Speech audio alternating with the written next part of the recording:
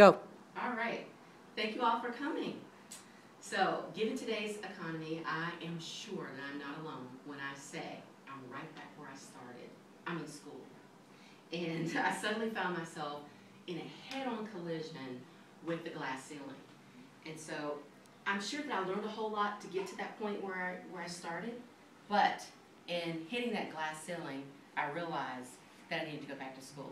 About 20 years ago, in what was then my hometown, I had about 12 stoplights in Radford, Virginia.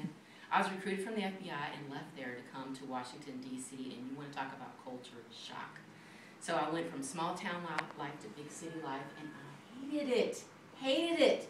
So what did I do? I decided to make my own business, and I did it, and I was very successful at that for about 9 years. And in my business, I helped faith-based and nonprofit organizations, community-based organizations with affordable quality housing. And I helped to house a lot of families, and I was really proud of that. But the economy being what it is and the housing market tanked, the next thing that I knew, affordable housing was everywhere. Homes were foreclosing and people didn't need my services anymore.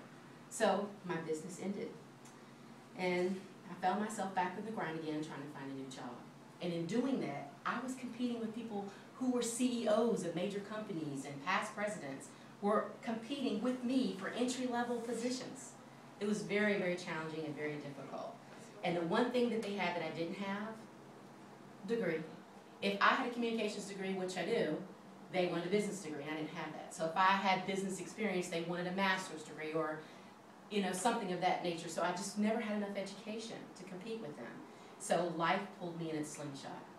And what I mean by that, life just pulled me all the way back to where I was at the very beginning, 20 years ago, what felt like I was right back in my 12 stoplight town.